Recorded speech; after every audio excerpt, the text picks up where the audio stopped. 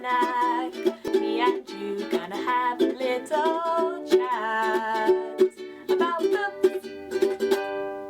Hi guys! So I am here today to do some reviews of some single issues that I've been picking up. I picked up the first 4 in the Descender series, which is by Jeff Lemire and Dustin Nguyen. And then I also picked up 4 in the Wicked and the Divine series, which is by Gillen, Brown, McKelvey, Wilson, Latte and Cowles, because they've got some guest artists who are appearing in these issues. So I'll tell you a little bit more about them when we get onto them. First, I'm going to talk about Descender. So Descender is a graphic novel or comic series that is ongoing. It's only just started fairly recently, so I think there's only maybe 5 or 6 issues out. I have the first 4 here, and it's a sci-fi series. It's set in space, it's set over a massive amount of planets.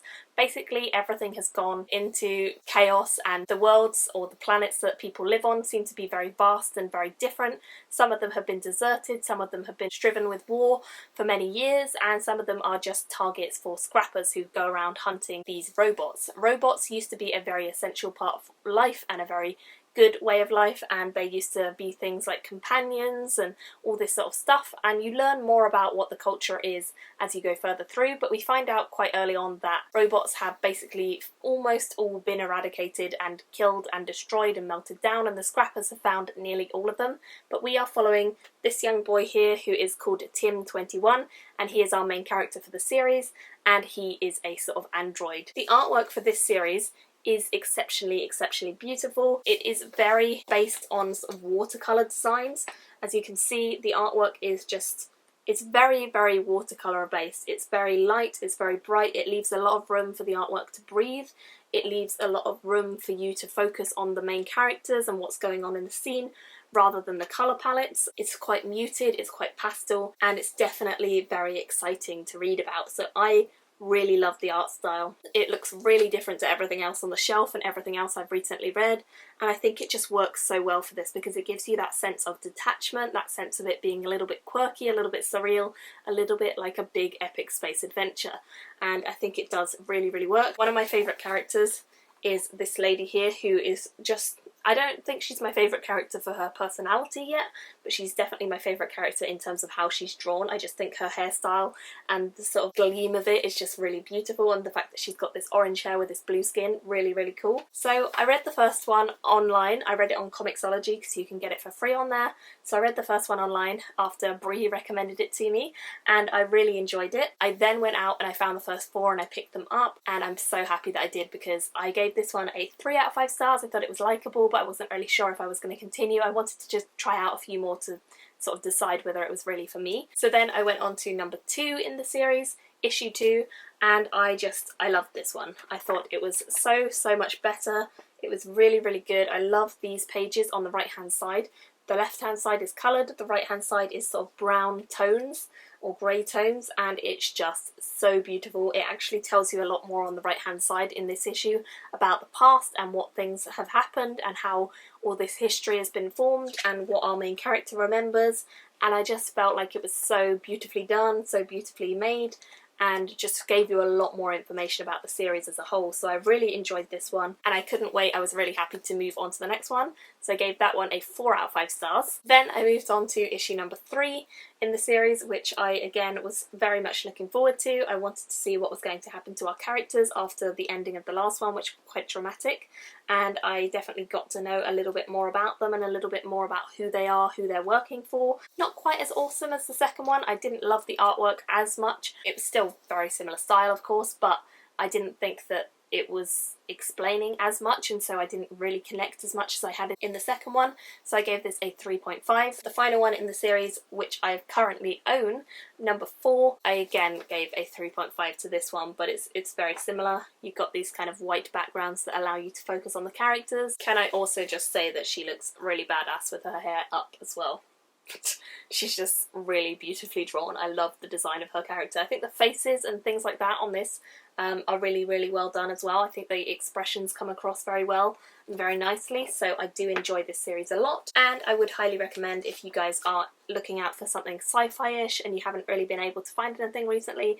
This is a fairly new one that is ongoing, and it's very, very, very interesting, and I'm hoping we get to see all 9 of the core planets as we go through the series, and I'm very much looking forward to seeing what's going to happen next. So again, 3.5 stars for that one. Overall, 3.5 stars for the series so far. Very easy to get into, although it is a bit confusing, but I'm kind of letting it wash over me because I just want to immerse myself in the world and enjoy it. Those are my thoughts so far on Descender. Have you guys been reading it? Let me know. I would love to hear your thoughts if you have. Now let's move on to The Wicked and the Divine. As I said, the first 2 issues that I have here, number 12 and number 13, have actually got guest illustrators. The guest illustrator for number 12 is Brown. I have to be honest, I didn't like Brown's style that much.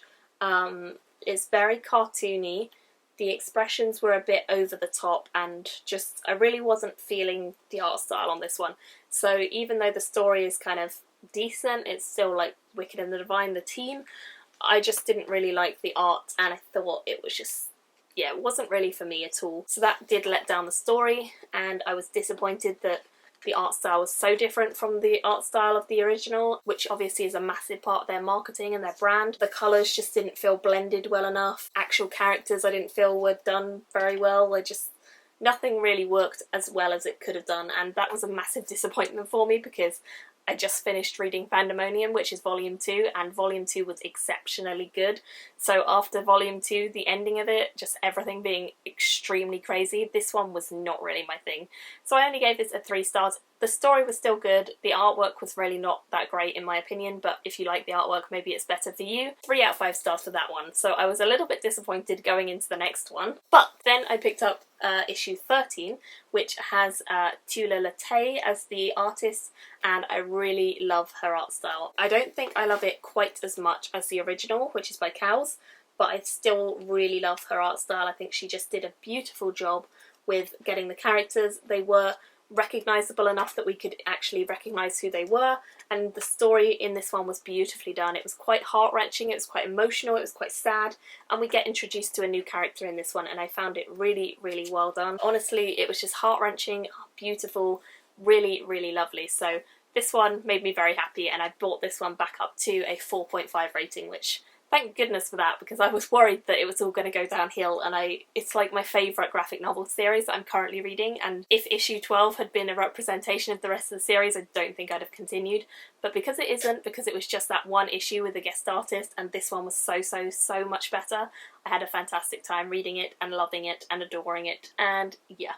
So then, when I went back to Forbidden Planet after having read those 2, I then picked up this one, which is issue 1. I already own issue 1 because I have the volume, but I don't own it as an individual issue, and this is a variant cover, so I just literally picked it up because of that. It's a story about these gods who return every, I think it's 90 years maybe, and these gods, they basically return and they sort of reincarnate in teenagers, and they just become these rather epic badass people who have these extraordinary amounts of powers, and it's all about these gods and what happens to them on their return, and they're kind of being hunted at the moment as well, so things are going down. But yeah, I just love this front cover, and that's the main reason I picked that one up. And then finally I picked up issue 14 at the same time as I picked up the first. This one was back to the original artist, which is Cows, and I was so happy that it was, because honestly, Cows is fantastic as an artist. The artwork in this is actually so beautifully done. It's psychedelic, it's beautiful, it's vibrant. It is probably my favourite issue in terms of artwork. It's so bold, it's so exciting, it's so fantastic. I just could not even resist. It was just so lovely. So of course I gave it a 5 out of 5 stars. I was really happy to see the original team back together. I think we do have 2 new guest artists on the next 2 issues as well, so I'm pretty sure that there's 2 more. I don't know if I like them or not, but I did really love this, and I thought the story was great, so I'm hoping that at least if the artwork is not really my thing, then maybe the story will be. I'm really enjoying The Wicked and the Divine. I think it's an exceptional series overall, and I would still give it a 5 stars overall because nearly all of the issues have got 4, 4.5 or 5 stars from me. It's just an exceptionally good one, so I'd love to hear your thoughts about both The Wicked and the Divine, and also Descender. Let me know, are you reading them? Do you like them? Do you not like them? What are your thoughts? Thank you guys all for watching, and I will see you all very soon in another video. Bye! Me and you gonna have a little chat about books.